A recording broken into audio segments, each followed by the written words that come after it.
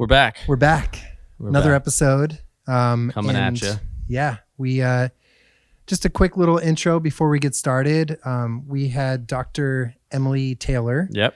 And she's a snake doctor, essentially. Herpetologist. Herpetologist. Yeah, it's an actual thing. Yeah. And Tim had her in the shop a couple months ago to kind of talk about snake safety, especially out here in California. And after that, we were like, we got to get you on this podcast that we're doing. So yeah, it's pretty exciting. Yeah. So she has essentially a snake rescue organization. And she's also a professor at the local university, Cal Poly San Luis Obispo. Yeah. But yeah, some surprising things. We learned a lot. I learned a lot last time she was here, and I learned more this Even time. more. Yeah. And then she brought some guests. So Yeah. if you don't like snakes, you should watch it. Yes. If you love snakes, you should also You should watch definitely it. watch it. So, yeah. And if then you're listening to this Yeah. on Apple or Spotify, which is great, yeah, totally. make sure you check it out. If on you're in the YouTube car, as like well. go home. So, When you get home, put it on the Yeah. YouTube. And Otto, this is becoming a thing with you in our intros. Yeah. So I think he's just becoming The our intro co-host. dog. He's Yeah. our co-host. We need to get him a microphone so you can hear him. So panting. enjoy. I always think these episodes are going to be like 30 minutes, and we talked to her Yeah. for like an hour. Yeah. So it is what it is. Yeah. But yeah, a hint. You'll get to meet Baby and Snubs. Yes. And you could probably guess what those are, but you're going to have to wait to find out. So Enjoy. enjoy the show.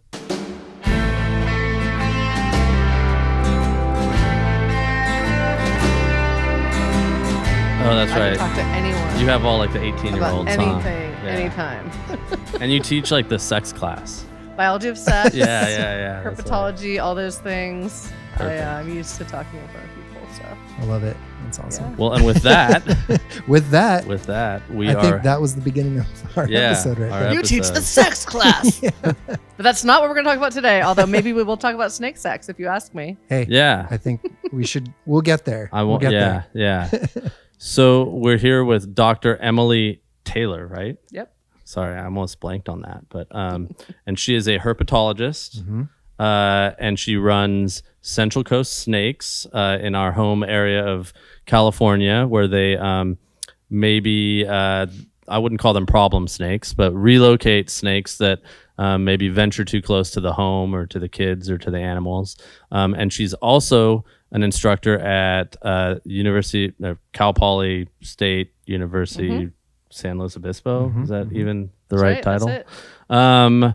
So we wanted to bring her in because we feel like snakes are always interesting to talk about. And a little background too. We had you. Well, Thanks. Tim had you. I say we. I feel like at this point when I talk about sheep's head, I Business say we. partners.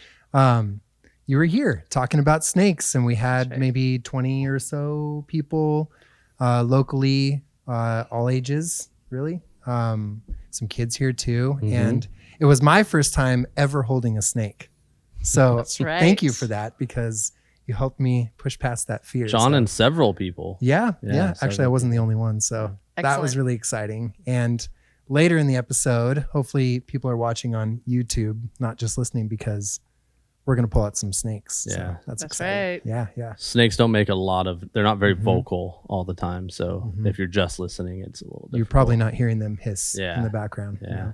And what snakes did you bring today that we're going to check out later? Wait, let's surprise. Oh, we should. Yeah, okay. let's, So even more suspense. Wow. Yeah. We brought snakes, interesting Yeah. snakes. One of the buckets does say rattlesnakes, but yeah, it we'll see might how it not goes. not be a one. rattlesnake. Yeah. She's like, for liability reasons, I need to make sure I say. So I guess to kick things off, like tell us about yourself and like how did you get interested in snakes? How long have you been doing this? Like, why do you love them? All that good stuff. My goodness. How long is this podcast again? I'm not going to let you guys ask me As any long as You questions Questions now. have and all 3 that. minutes. No. Well, thanks for having me. First of all, it's nice to see you too. I wasn't one of those kids, growing up like chasing snakes around, which I think most of my colleagues who are herpetologists were.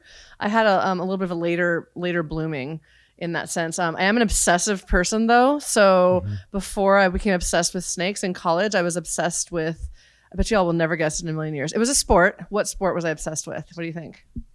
Where are you from originally?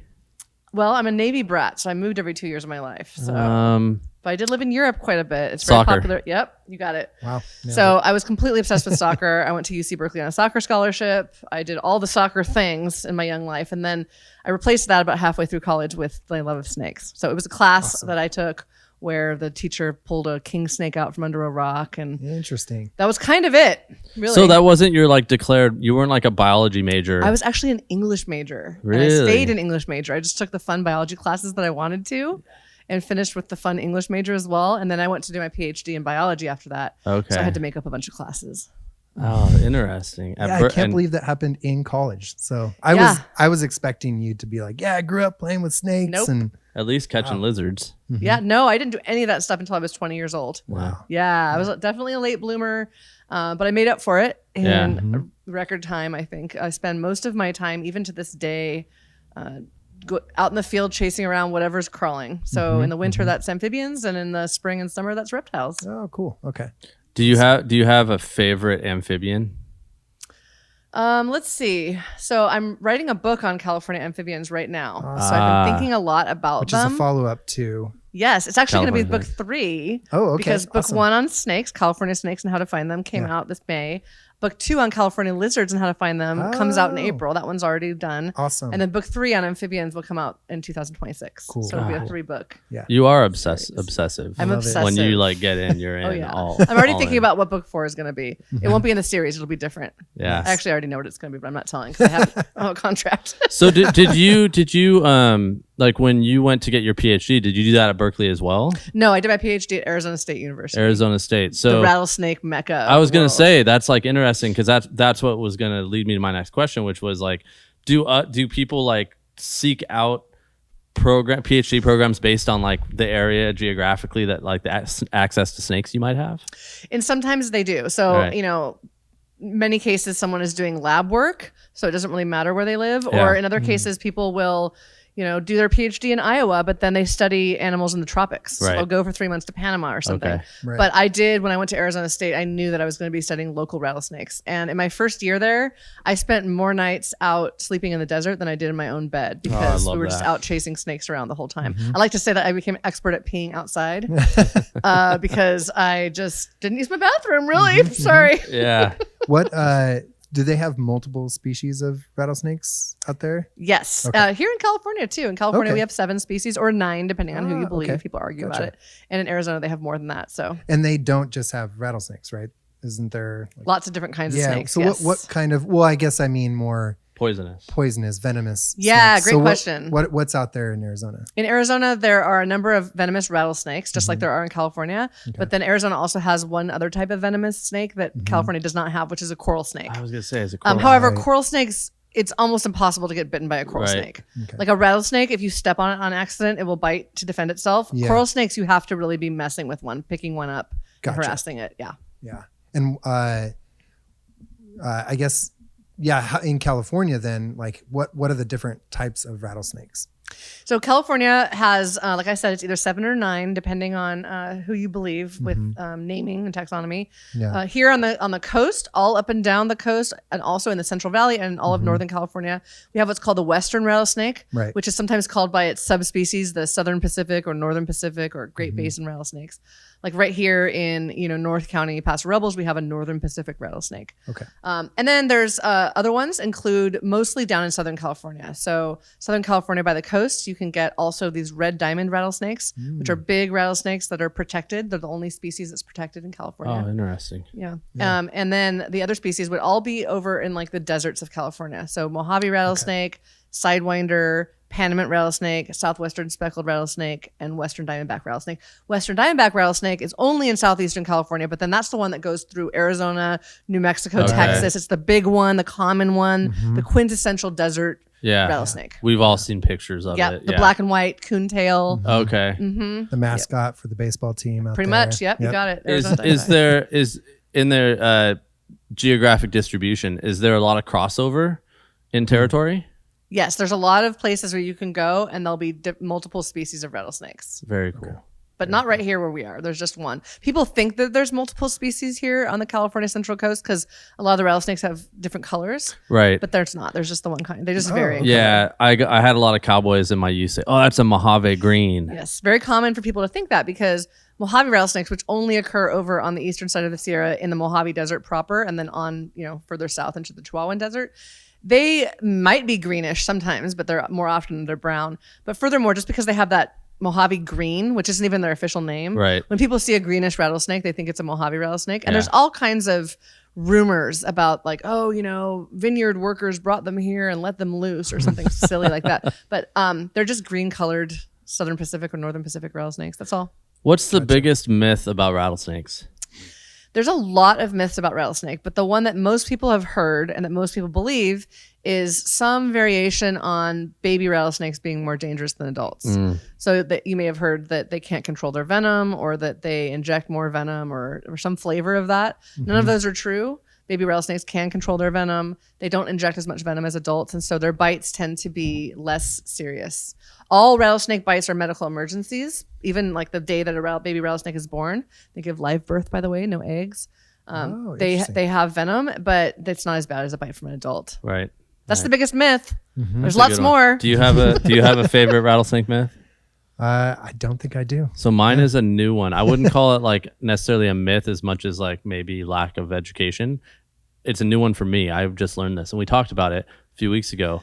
But that the buttons do not mean age. Yes. It's just like if they have a good year and there's good food and they shed multiple times, they'll get a couple different buttons. Exactly. Yeah. So they do get a new segment every time they shed, but they don't necessarily shed one time a year. Right. And then even more importantly than that is the rattlesnake's rattle will break off. I was gonna say, yeah, and don't like big old rattlesnakes break their rattles all the time. Oh yeah, I mean they're made of the same material as your fingernails. So imagine if we were all walking around with our full-grown fingernails. Right. How do they break them off? Is it like just like slithering through things, or like when they rattle up against something, it breaks them? It's usually slithering through things, and being exposed to the elements in the dry areas is going to cause them to kind of wither a little bit and have little holes in them, and eventually they'll break off. If you go to a zoo, you might see a rattlesnake with a really long rattle because that rattlesnake never has to He's just in slither that. around. It's just being pampered, and Yeah. so they'll never break their rattle. And what's inside of the rattle that makes it rattle? Yeah, a lot of people picture it to be like a maraca, like it's filled with beads or something. But in fact, it's actually much more complicated than that in a cool way. Every segment of the rattle that you see from the outside just looks like a little cylinder, but actually on the inside, it subdivides multiple times to fit loosely into the one next to it. And so it's actually not filled with anything except for these subdividing pieces. So that when the rattlesnake shakes its tail muscle, which can shake really fast, then all of those segments, which are loosely interlocking, all bang against each other and make that noise. Interesting. Okay. And of course, that noise is to say back away. It's a warning noise to predators, which is a really cool thing that they do. Very Yeah, generous. yeah. Of It's them. extremely generous of them to warn us away. Unfortunately, rattlesnakes don't always rattle before they strike. If somebody just steps on a rattlesnake because they didn't see it, Yeah. it could just strike to defend itself. So that talking about myths, that's a big one with hunters. Is a lot of old timers say like, oh, they're learning not to rattle. Do you hear that? Have you heard so this that? is one of my favorite myths nowadays because I've seen it grow and change in my lifetime. Right. The baby rattlesnake myth was started in the 1940s, and so that one's just there. Yeah. But this one I've been watching it develop, and it goes like this. It's a fun little story for you. Back in the 90s, there was a graduate student who wanted to study whether it was true that rattlesnakes in heavily hunted areas, like places in Texas where they would hunt rattlesnakes for rattlesnake roundups, Right. which you may have heard of. Yeah. Whether it was true that the snakes that gave themselves away by rattling were the ones that got killed. And so the ones that didn't give themselves away by rattling, they were the ones that had all the babies and they survived. And so if tendency to rattle is heritable, then that could, by natural selection, they could evolve this less likelihood of rattling. So that was just a hypothesis, and it was never able to study it because how do you study that? That's really hard to do. Yeah. And so what happened is that people got the idea of that from this person who was maybe going to do it. And then at one point, someone who was being interviewed by NPR said that in a way that was more like fact than hypothesis that we had no data for. And then it got taken. And now everyone says it because here's why. People hear that And then they go out and they see a rattlesnake, and guess what? The rattlesnake doesn't rattle at them. Right. Because rattlesnakes almost And it never rattle. confirms Yeah. Yeah, so it's confirmation bias. It's a Exactly. perfect example of confirmation bias. Is that people say, "Oh, I saw a rattlesnake and it didn't rattle. Did you hear?" That's because they're learning. But that would never make sense, because Right. if it was true, then our hunting of rattlesnakes that rattle a lot would have to be occurring on a broad yeah. scale everywhere. When in reality, most rattlesnakes that encounter a person have never encountered a person before. Right. Right. And I'm pretty sure natural selection takes a little longer than 30 Takes a or lot 40 longer years. than that. Takes a lot longer than that. And we don't even know if tendency to rattle is heritable. Rattlesnakes have personalities. I know that from working with individuals in the field for many years. There's some that are mellow and they never rattle, and some that will rattle at you from 20 feet away. Okay. Does they pass that on to their offspring? Nobody knows. Right. Yeah, and it's interesting because like you dive deeper and you're like, well, because like a lot of people think that they only bite when they rattle, and it's like, well, how would they survive? Like, how are they eating mice and Right. squirrels if they're rattling before they strike or bite? Yeah, That they makes- certainly aren't rattling before they strike mice. That's for darn sure. right, exactly. The venom of a rattlesnake is evolved to kill and help digest their prey. Right. And then secondarily, they'll use it for defense, like we said, whereas the rattle is purely defense. Right. Right. We got off topic. Well, not really off topic. We I are mean, here for rattlesnakes snakes. are But- interesting. But how did you end up on the Central Coast, and how did you end up at Cal Poly? And Yeah. Well, when I was a graduate student at Arizona State, it was time to start thinking about jobs. And I wanted to move back to California, where I had spent a lot of my life. I was born in California. I went to college in California. Even though I moved around a lot as a kid, California seemed like home. And I thought about all the places I'd love to be. And when you're applying for a professor job, you don't just get to pick wherever you want to go. They have to happen to be hiring someone at that moment. And I remember talking to my then partner and saying, it'd be great to go to San Luis Obispo. And I said, like, Cal Poly is just going to happen to be hiring a physiologist, because that's the kind of scientist I am. I study how animals' bodies work. I just happen to do that with reptiles. And the next day, the job ad came out. oh no way! And I don't actually believe in fate. I believe in coincidences, but this was a hell of a coincidence. Yeah. Great one. So I applied for that job with vigor. I was like, this is my job. I'm going to get it. And that's how I am. Like, when I see something, like my dog that I have now, when I saw her on Pet Finder, I called and they said 8 people had applied for her. And I was like, rolling up the sleeves, I'm getting that Let's do dog. this. Yeah. Figured out how to get that dog. So I was lucky and privileged enough to get this job at Cal Poly, which is just the most wonderful university. I don't have to convince you. We live in paradise. And I'm starting my 20th year there this Wow. fall, That's which is awesome. insane. Yeah. But I just love it cool. here. It's an amazing place to be. And just so all of the young people watching can sign up for your classes, which classes do you teach? Well, I teach lots of different classes. So introductory biology. So most of the freshmen will get me. Human anatomy and physiology. So a lot of the pre-med, pre-health students. A fun class called Biology of Sex, which is a non-majors course. So all the business majors and the construction management majors, Right. they take one bio class. Right. We look, That's the one. we suck them in with the biology of And sex. that's human sex, not snake sex. Actually, so that no, we're it's clear. funny. They think it's going to be a human sexuality class, and it's not. It's all sex. It's actually all of biology with the hook about sex. Because I mean, Interesting. if you think 'Cause about that's at it, the crux of it is. Yeah. You know, everything we do, It's life giving. whether we believe it or not, is either about feeding or breeding. Yeah. There you go. So, yeah. But Okay, we have and then an of course explicit herpetology. rating. I teach herpetology as well, which is the biology of reptiles and amphibians. Right. And a few other physiology classes, but that's my bread and butter. Very cool. And when did you start Central Coast Snakes? I started that in fall 2019. So we have our 5-year anniversary coming up. And I did it primarily for the main portion of my business is that I do snake safety training all over the state of California. So I will go to, a company, a biologist or military personnel or construction workers, anyone who is working in a place where there's snakes. Yeah. I'll do a training on how to stay safe around snakes, and I'll also bring a live rattlesnake and teach them how to safely catch the rattlesnake and like where to Whoa. move it and release it. And I started the company so that I could kind of do that and through my own company on the side. And then the pandemic hit about 6 months later, and there was a bunch of new needs because people were all hanging out in their yards here on the Central Coast for the first time ever instead of being at work, and there was rattlesnakes in their yards. So they started calling me because my name would pop up from Central Coast Snake Services, and I would go and pull rattlesnakes out of their yards. So ever since then, now we've done free relocation of rattlesnakes from yards in San Luis Obispo and Santa Barbara counties. I have kind of an army of people waiting to go and catch snakes.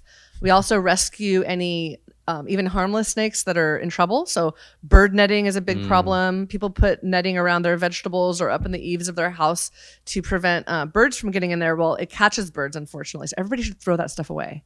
It catches snakes. So we'll go and cut snakes out of those.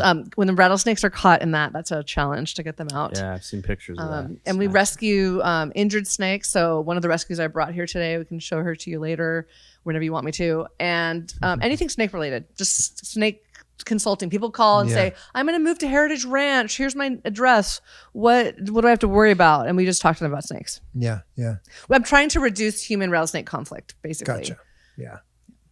Well, in terms of, we're here at an outfitter shop, Sheepshead, and this podcast is The Curious Hunter. So it's, what I started a little while back as I got into all this stuff. So for those of us who are maybe not just hunting, but are getting out into the outdoors a lot more, especially right here in California, what is most likely to happen in terms of a snake encounter, whether it's rattlesnake or other snakes?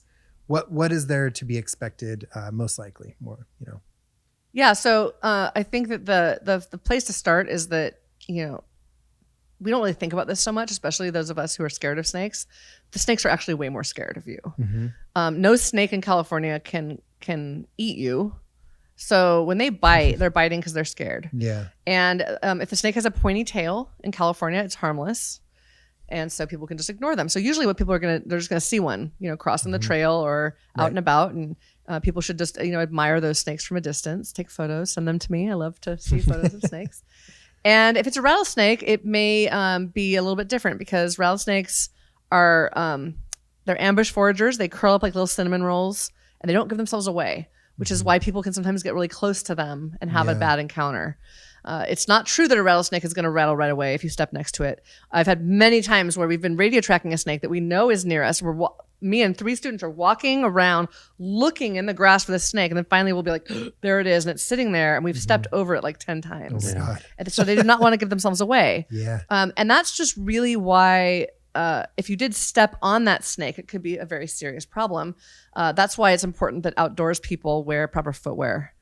Most snake bites that are to the lower legs because of stepping on a snake are going to be to the foot, ankle, or calf. Okay. So there's been a couple trends that have happened lately that people that your watchers and listeners should know about. One of them is, of course, this. I like to call it the miniaturization of footwear. We used to all wear the big hiking boots that we thought were important for our ankle stability, and now we've got these little low top. Thin fabric, no socks, breathable shoes. And the problem is that those are like butter, snake fangs will go right through those.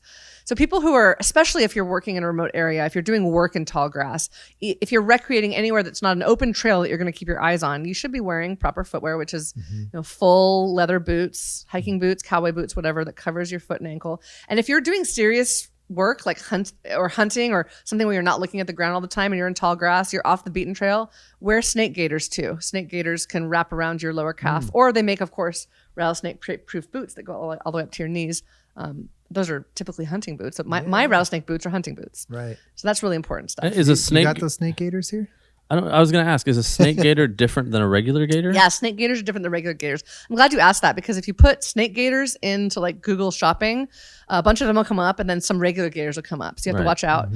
As you know, of course, owning the store, regular gaiters are lightweight material. They go around your socks to keep like burrs out of your socks, etc. But of course, a snake's fangs will go right through those too. Right. Snake gaiters are going to be very thick. They're going to be either stiff leather, or they'll have like plastic inserts, or even they make Kevlar ones. Interesting. Wow. And those will wrap around the top of your boot and then go up to your knee. Yeah. So if you have proper footwear and then those on, you can just walk around the field with abandon. Because if you were to step on a snake, they could never bite through it. Interesting. No, I don't have those. Yeah, because I usually just wear, my boots are probably up, I don't know how many inches those are, but they're 8 about probably. that high. Yeah. And we're looking at a spot right now to go deer hunting near Big Sur. So it's like kind of near the base of it on the south side, Ragged Point. And there's a couple areas that, a lot of areas that kind of venture off the main trail. And there's probably going to be some tall grass and stuff. So, is that the kind of place where you potentially may encounter something like that? It is. It absolutely is. And So much of it is for peace of mind too. Yeah, For me, for sure. For me, it's, I mean, I'm usually watching where I'm going and I still like to have them there because the consequences are so big Yeah. to getting bitten and I also like those boots, the tall ones. Yeah. They feel good. They go right up to your Comfortable. knees. You Yeah. don't get any foxtails in your socks. Yeah. They're waterproof. Mhm. They're great. So I just wear Cool. those. Yeah. Nice. We've talked a little bit about the different species of snakes in California, and I guess the same can be said for across America and the world. There's plenty of snakes that aren't poisonous. That's right. Yet there's plenty of people that are still afraid of those snakes. Yes. What can you say about that fear? Why is it that people are? It's like a fear we're born with almost. I don't believe that. I believe we're taught that. It seems fear. like it, Yeah. doesn't it? Sometimes. Yeah. But it's actually not. It's really interesting. So I do know a lot about this because there's a number of like evolutionary psychologists who study this. And so there's a lot to read about it. And there's actually so many studies have been done that there's really good solid evidence behind what I'm going to say. So unlike the whole rattlesnake rattling hypothesis that we Right. don't have evidence for, what I'm about to tell you, we have very strong evidence for.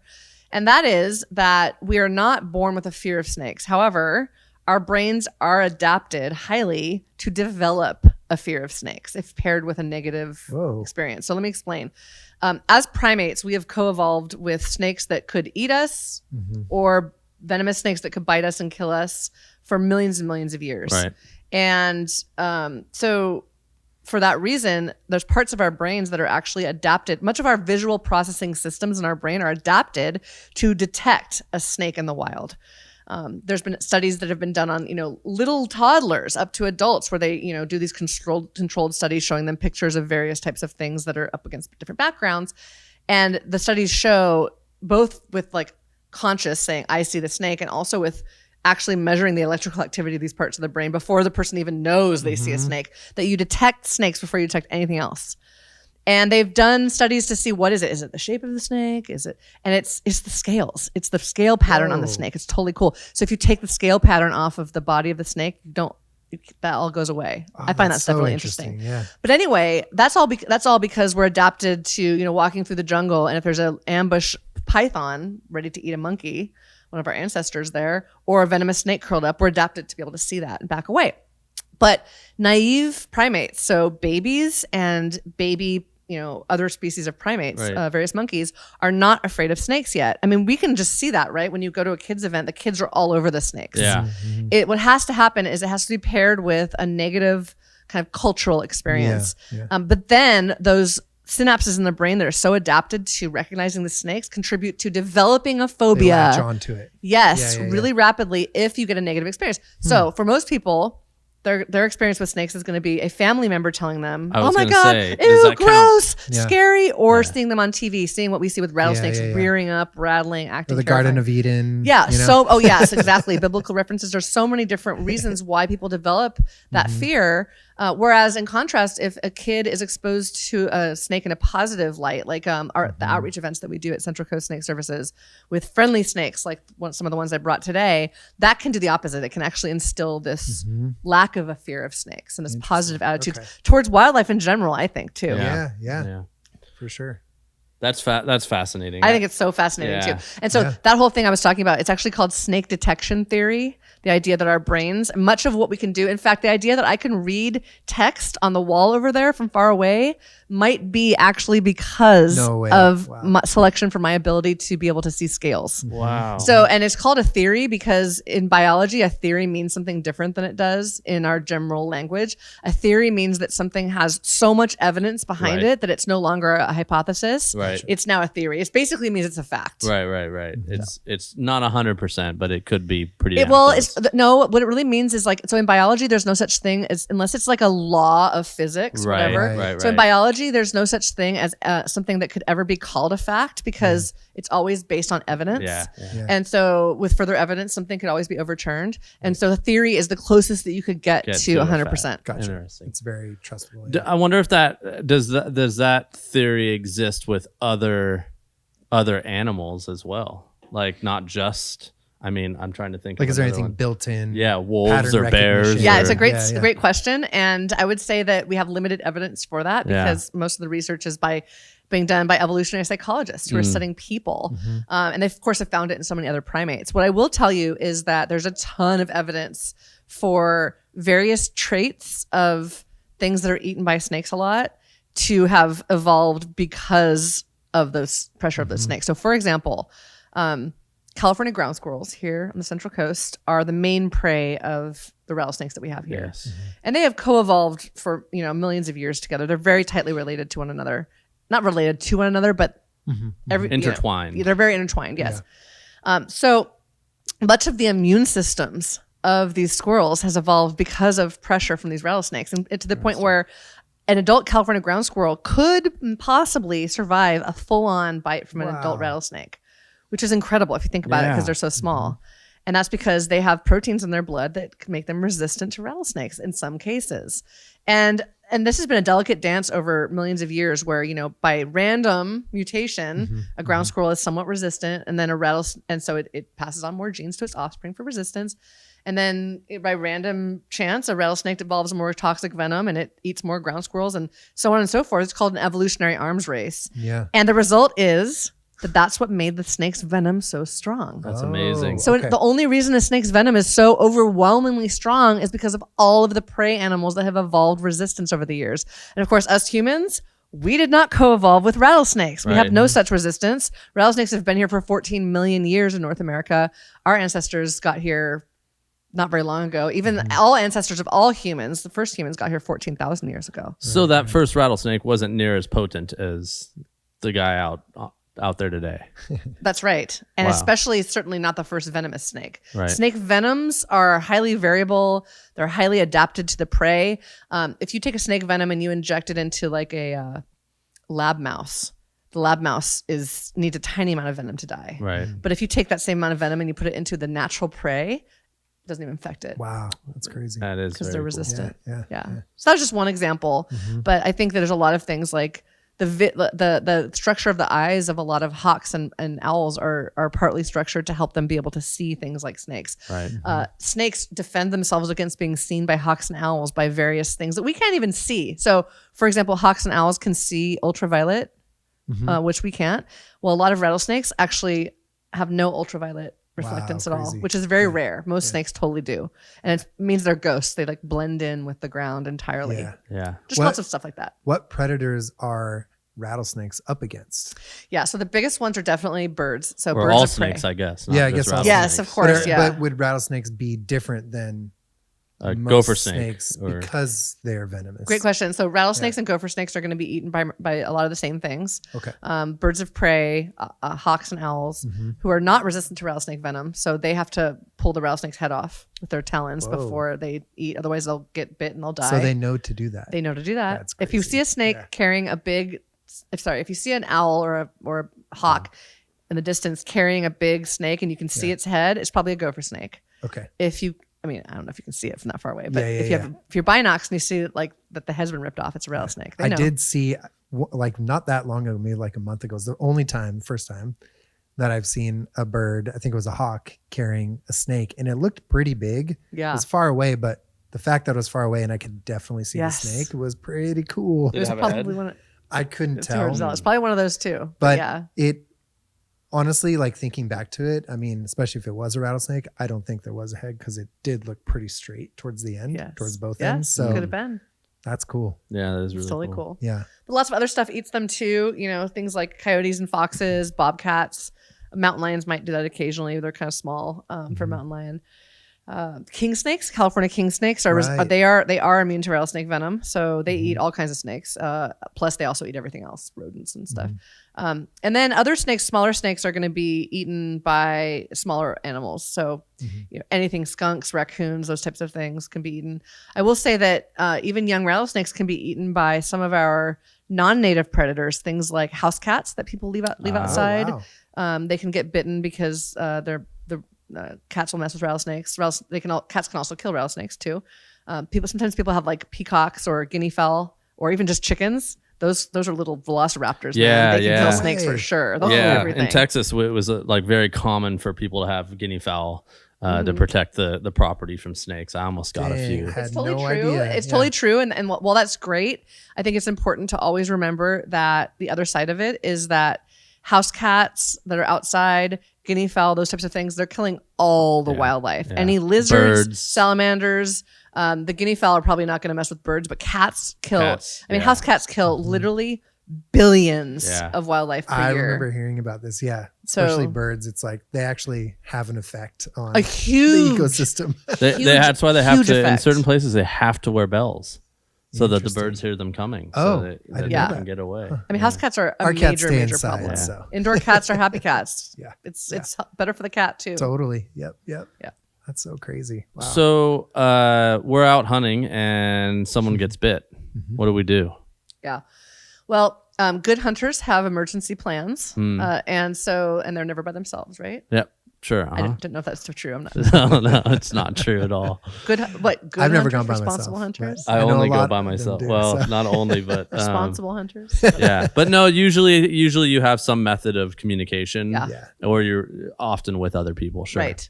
Well, okay. So if you're in a place where you do have cell reception, and I'll talk in a minute about if you don't, but if you're in a place where you have cell reception, always calling 911 is the first thing to do, because you want to figure out where the closest hospital is. That's what you're supposed to do. And you don't want to drive yourself to the closest hospital. You want an ambulance, or if your friend can drive you, that's fine.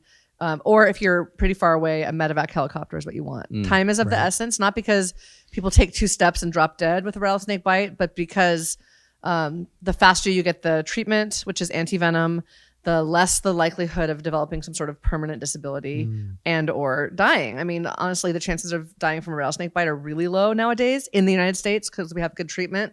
But if you're hours and hours and hours from somewhere, you don't want to do that. You want that medical Yeah. helicopter.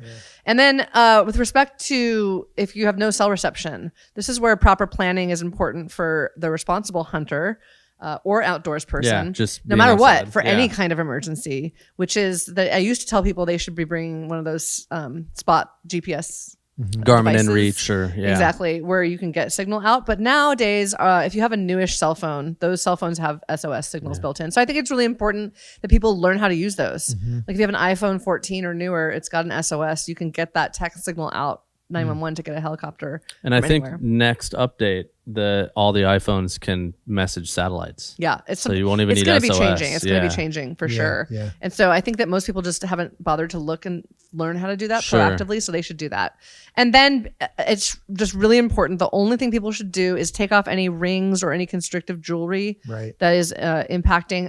If your dog gets bit, take the collar off of the dog, because you don't want to have all the swelling that could happen. Yeah. Impact.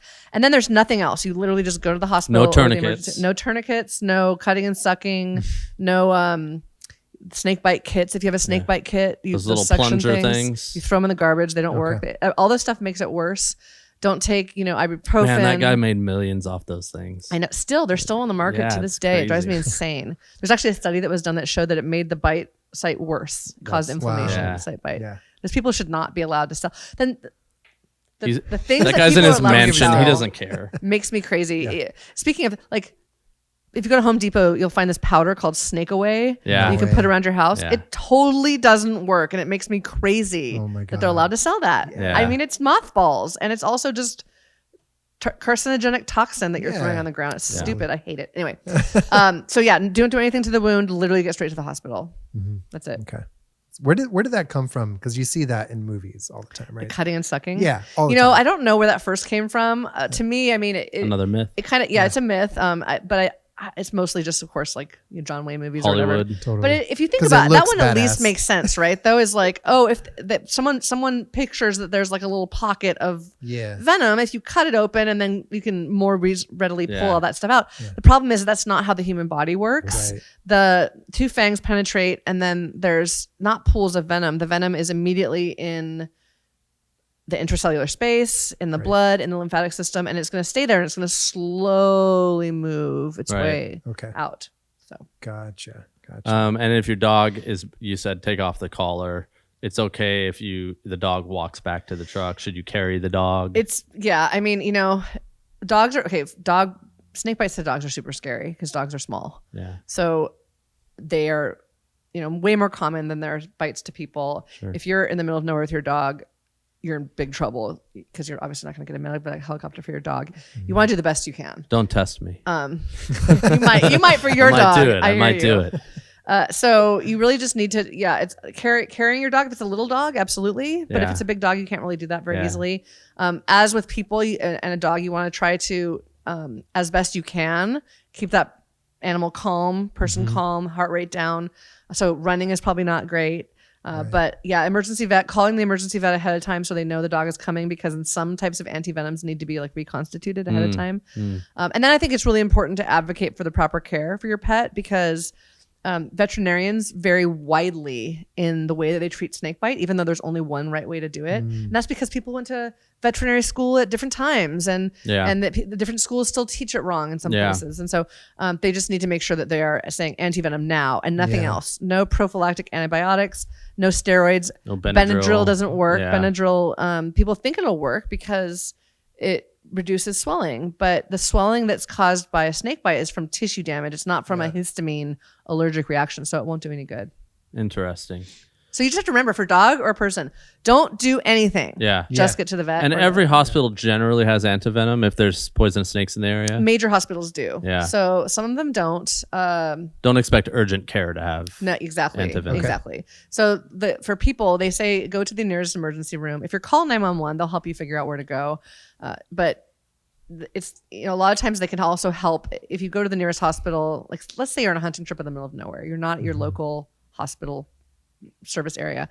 You go to the nearest hospital, and even if they don't have antivenom, they will get you on an IV. They'll get you ready, and then probably medevac you Bring it in to or- a place that has the antivenom. Yeah. And not all vets have antivenom. That's true that not all vets have antivenom. Emergency veterinarian is primarily where you want to go. Okay. I was actually just talking to a vet yesterday from Morro Bay, and he said that they have antivenom, but it's usually just to kind of stabilize the dog and then get them to the emergency vet, because oftentimes you'll need to have multiple doses.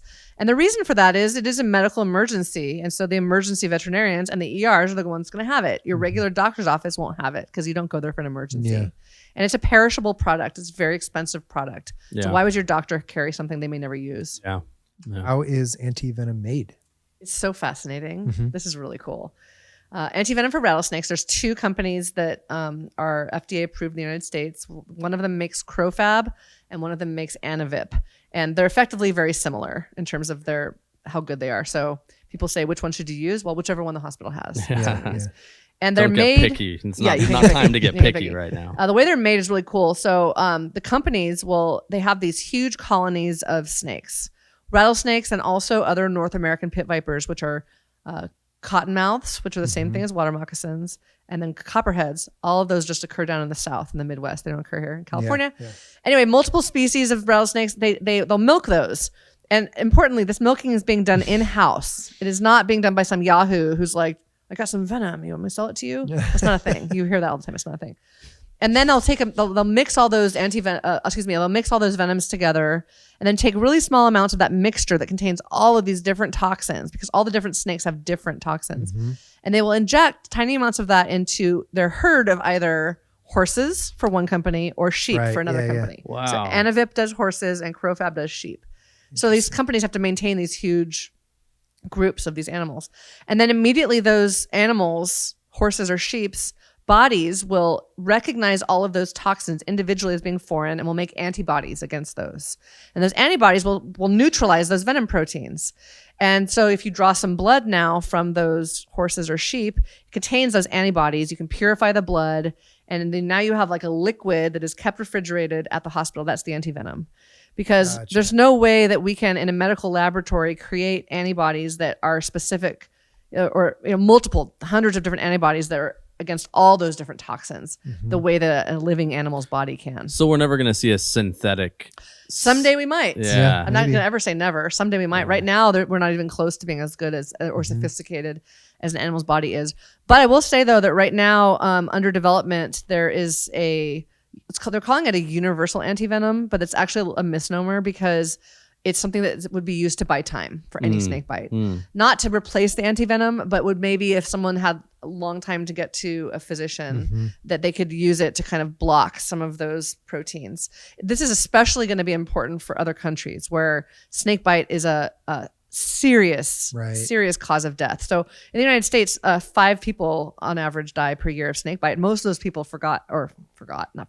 neglected to seek medical care. Around the rest of the world, that's completely different. Tens of thousands of people are dying because they either have no antivenom or they die on the way to getting the antivenom because they're in very so rural remote. area. Yeah. Yep. Wow. And is it because maybe in other countries the snakes are more aggressive or more venomous, or is that the case sometimes as well? Yeah, it's there's tons of reasons why. Okay. So first of all, I like to use the word defensive instead of aggressive for all venomous snakes, because no venomous snake is truly going after a person. Yeah, which don't is be what the word- snakist. That's what the word aggressive implies. But yes, you could even say aggressively defensive, right? Some Sure. snakes. That's maybe part of it, but no, I think the main. Oh yeah, and then of course some snakes are highly toxic. Like there are cobras, for example, in southern Asia and in Africa that have neurotoxins in their venom that can cause death much more rapidly than something like a viper would. Yeah. But I think one of the main things is that people are working in proximity to these animals without proper PPE. So there's a lot of deaths and disabilities that are caused by snake bite to rural farm workers who work not only barehanded in the fields, but also barefooted. Right. And there's just lots of these snakes that you clear part of a forest and the snakes move in because there's all this sun all of a sudden. Not all species do that, but Russell's vipers and Indian cobras, for example, in India, huge amounts of problems with that. And then furthermore, that's compounded by the fact that maybe there's not a good antivenom available, or it's hard to get it, or the person's culture is different and they will seek medical treatment at their rural village doctor or a shaman instead of going to the city for the hospital. Yeah. So there's layers of complexity about why we have such a high snake bite death rate. Well, we're talking a lot about rattlesnakes and venomous snakes. I'm curious, like snakes at large, like what are the, and I'm sure you have pages of this, literally, the wonderful things about snakes at large, maybe even especially here in California. Like what do you love about snakes? What is it about, all the different species and how they play a part in the ecosystem? And I'd love to hear a little bit about that. Sure, of course. I think that one of the attractive things about snakes and like why I wrote my book, California Snakes and How to Find Them, is that they're out there in nature just like birds are, but they're sneaky and they're hard to find. So they're a challenge, which is why I wrote the book, How to Find Them. Of course, that's a nod to Fantastic Beasts and Where to Find Them, because I'm total Slytherin, absolutely 100%. So I like to say that snake hunting is the new bird watching. It's just for people who are, want a little more challenge in their lives. Adrenaline junkies is Well, at least the rattlesnakes are.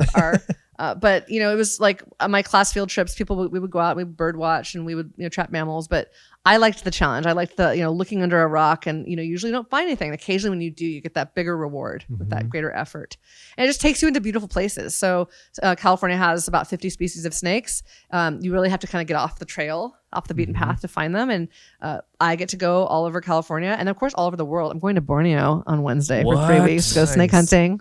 It's like a lifelong dream of I know. mine. Me too. That's awesome. So it takes you to beautiful places. That's why I love snake hunting. But I would say that snakes, there's a few reasons why snakes are so very important, even to try to convince your person who's not going to get excited about snake hunting in leech-filled jungles in Borneo like I am. And that is, of course, that snakes are incredibly numerous. And so all of them together collectively play this incredible role as predators of small rodents that would otherwise, if snakes were all gone, those rodents would boom in population and they would eat down all the vegetation that you see around us to nubs, including have major problems with our crops. I mean, all of us are, very concerned about how the prices of food have gone up recently because of various economic pressures. Well, imagine if we had rodent outbreaks. That would cause your food to go way, way, way up in cost. In addition, a lot of those rodents carry diseases that are relevant to people. So Lyme disease, we think about ticks. Well, ticks are just getting it in a rodent or a bird and then transmitting it to a person. So a study actually showed that rattlesnakes can help control that disease. Hantavirus. Here on the Central Coast, we have plague. This is carried by ground squirrels, by the fleas on ground squirrels. So rattlesnakes and other snakes play an important role there. One The third thing though that's really important, specifically about venomous snakes at large, is that remember how I was just saying that there's no the laboratory couldn't possibly substitute for animals' bodies in terms of making these proteins. Well, the same goes in terms of drug discovery. Right. So our ability to make drugs from scratch to treat things like cancer or heart disease is still in its infancy compared to what nature has already done. And so venoms, of course, evolved over millions of years into these really complex proteins that are designed to impact some part of an animal's body. Right. Yeah. And many of, for example, in rattlesnakes, many of the venom proteins are anticoagulants. They cause a mouse to kind of bleed to death internally. So there's a drug on the market called eptifibatide that is probably been prescribed to people that you know who are at risk for a blood clot forming if they had a stent put into their heart. Crazy. Yeah. And it's because it's an anticoagulant. It prevents blood clots from forming. And it's a better type of anticoagulant to treat that than any other one that we've been able to develop. And it occurs in nature. And so there's other ones now. There's a stage 2 clinical trial right now for an anti-cancer drug that's from a South American rattlesnake venom. Wow. And there's just tons more. The ability for us to be able to discover new drugs from venoms is huge. And I find that really interesting. If I could go back in time, maybe I would have gotten involved in that as a scientist instead of what I do. Probably not. But so those are just a few of the things that I love so much about snakes. So cool. What is your sorry, nerd No, question. go for it. 2 nerd questions. What's the most deadly snake you've ever interacted with? Oh God, that question is hard to answer. Yeah, I thought kind of maybe. You mean like you mean species or like the individual snake, like the actual the species? Yeah. Because I know they can be pretty like get used to people and being handled. Totally. And Well, things like that. the reason I say that is because a lot of times people ask that question in a different way. They ask like, "What's the most deadly snake?" And I say, "Well, what do you mean? Do you mean like drop per drop, which venom is right? Because drop per drop, the most venomous snake is a taipan in Sure. Australia, but they don't have as many bites because they're not a viper. They're not likely to. You have to kind of mess with one to get bitten, and also they don't result in very many deaths because Australia has also, like the United States, good antivenoms. The Russell's viper is, and the one in India is responsible for a lot of deaths. But anyway, I digress. Probably the most dangerous snakes that I've been around would vie between Mojave rattlesnakes in parts of California, which have neurotoxins in their venom that make them extremely dangerous. And also I've seen a lot of fer-de-lance snakes in Central America, which just by virtue of their size and they're very like flaily and wiggly, they inflict a lot of very dangerous bites, including causing a lot of deaths down there. Wow. Gotcha. Yeah. I did see a bushmaster in Ecuador in March, and that was pretty amazing because those are like that was my bucket list dream snake to see. And on that note, what snake are you most excited to see in Borneo? Oh my God. Well, it's hard to say because I'm kind of generally excited about seeing all of the tree vipers there. Right. So in Borneo, like in much of Southeast Asia, and then kind of the Malaysian region, there's a lot of tree vipers. They're these pit vipers, just like the rattlesnakes are here, but they're arboreal. They live up in trees. Right. And there's a ton of different species there. So I'm honestly not more excited to see one than another in Borneo. We're going to see a ton of them. It's going to be really cool. Hard to choose. So we have a guide who's a herpetologist who's going to take us to just the best places and see the most amazing things. That's awesome. There's a lizard there that actually would be my number one, even over snakes. I'm not going to get to see it though, but if I could, it would be amazing. It's basically called the Bornean pygmy monitor. It's a monitor lizard, which is like a Komodo dragon, but this thing's tiny. And it's called Lanthanotus, and it is the coolest thing. It's like an earless monitor. It's the coolest thing ever. You should look up a photo of one. Cool, yeah. But they're super endangered, and they're just in this tiny part of Borneo. And every time I've mentioned it to someone, I want to see Lanthanotus, they just laugh at me. That's so cool. Because they're so hard to find. I'm not going to see one. Should we see some snakes? I was just going to say. Yeah. Maybe this is the time. Yeah. Sure. Should we? Go for it. If you need to move your mic too, we can. So right now, just make sure he doesn't come over here. Oh yeah, he can't get all the way over here, but we got to make sure. If you're not watching this, well, first we're making sure the shop dog that you might have seen in the last episode doesn't get too close. But also, we are pulling out some snakes. So if you're on Spotify or something, go switch over to YouTube so you can see what's happening right now. Wow, so pretty. This is Snubs. And you brought this to the We've the met snake before. gathering. I think I that brought we had. Milo to your snake. Oh, Milo. gathering. Okay, So I this think is this is another- a different individual. Gotcha. At Cal Poly, we have a vivarium where we have a bunch of harmless snakes I can hold it. Yeah. that we keep for outreach purposes and for Cool. courses. Yeah. So Snubs here is so named because he has kind of a stubby nose, Mhm. and that's because gopher snakes from his part of the range, which the yellow color also marks it as Yeah. the desert, oftentimes have a stubby nose. Gotcha. It's the same gopher snake we have here. It just looks a little different. Mhm. I just love the color changing. Like if you can see. Yes. It. Yeah. He's got more darker blotches That's on one cool. end and more lighter blotches on the other. And gopher snakes are commonly mistaken for rattlesnakes because Yeah. they're both really common. Gopher snakes and rattlesnakes are the most common species throughout most of California. Yeah. But the ponytail is key difference. Yeah. Not what they do with the tail, because a gopher snake will shake its tail when Yeah. it's stressed out in the leaf litter, and people are like, "That's a rattlesnake," but it doesn't have the Yeah, rattle yeah, on the yeah. tail. So Gotcha. Okay. yeah, and Snubs. Snubs has been held by thousands of school kids That's in SLO awesome. County. Remember how I told you how that positive experience with a snake is important? Yeah. So it's like our mission. My students and I go all over the place. We were at Morro Bay State Park yesterday. Mhm. We have such a full schedule that we have an outreach coordinator in the lab to do all Mhm, this. We do birthday parties for free. We do all this stuff to try to make sure that the kids here are all getting that All positive for the first good of experience. snakes. That's so Yep. cool. Yeah. Yep. Love it. He's just chilling. It's like he's taking it all in. Actually, Yeah. it's really cool. Yeah, he's a cool snake. He likes being on camera. You know? And then the other snake that I brought is pretty exciting. So I'll tell you the story about her first before I bring her out. It was New Year's Day a year and a half ago. And the snake phone, the hotline that we run, 805-401-0811, 24-hour, 365 days a year, snake hotline. We usually get calls, not in the winter, right? We're getting calls about a rattlesnake in someone's yard. It's usually going to be in the spring, summer, fall. Mhm. So the phone rang. Oh, what's that? And someone said, there's a boa constrictor in the dumpster. Excuse me. Oh. And this is a Wow. boa constrictor in the dumpster. And I said, well, poke it. See, they poked it. It was alive. Yeah, So we yeah. went down and we pulled it out of the dumpster. And someone had clearly thrown it in the dumpster because That's there so was like a sad. plastic container that was way too small for the snake. And then its water bowl and whatever. Oh, and they the like snake was dumped there. it in there They completely. just dumped Yeah, it. yeah. And the snake was very ill. So she had mouth rot, which is this bacterial infection of the mouth that was like basically had this thick goo kind of filling her whole mouth. Oh. And then she had a wound on top of her head that was down to the bone, and there were maggots in it.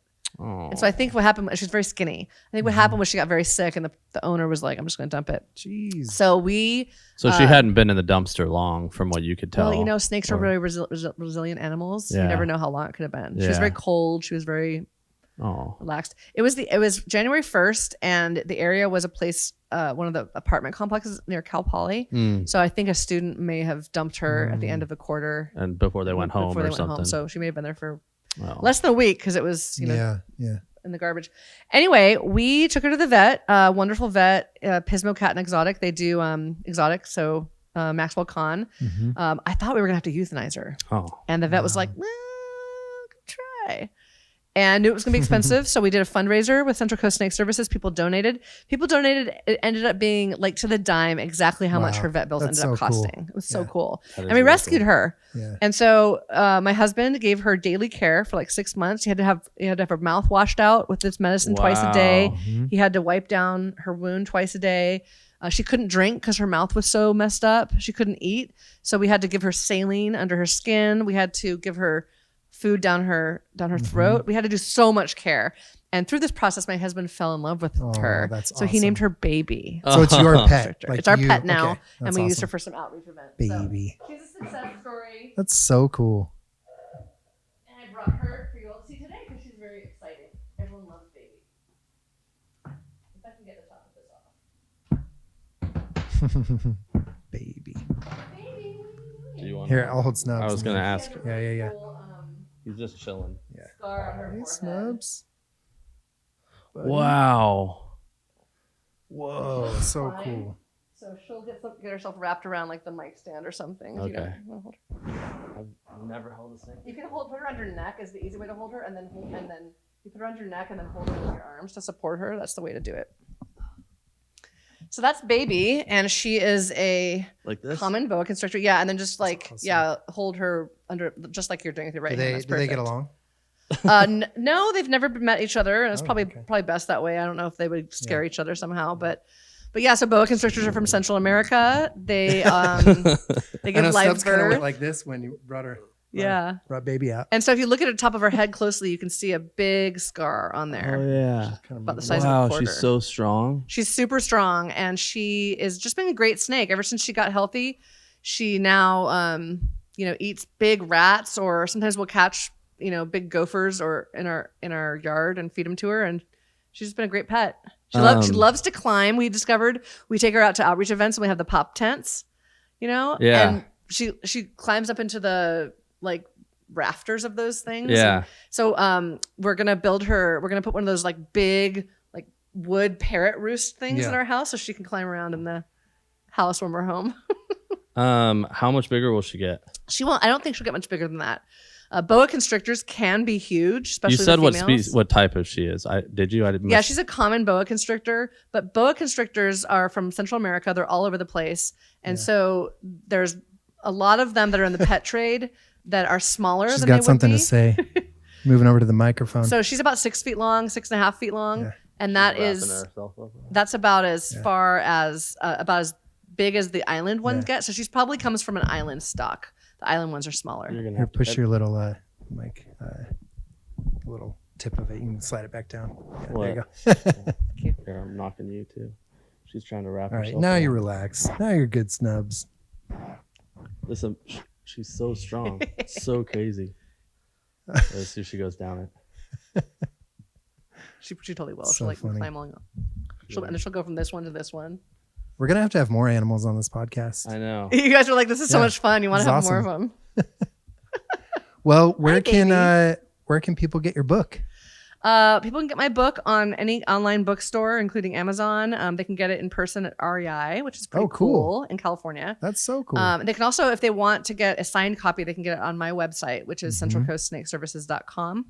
And they also get a This is free so cool. I Love California Snake sticker if they do that. yeah, So, yeah, And Yes. very soon at Sheepshead Outfitters. nice. yeah. That'd be Nice. awesome. Yeah. Squeeze them right And then through that. where can people get a hold of you if they have maybe a rattlesnake they need to have relocated or? Yeah, so people can call the snake hotline anytime or text it 805-401-0811. They also can follow us on the socials at Coast Snake.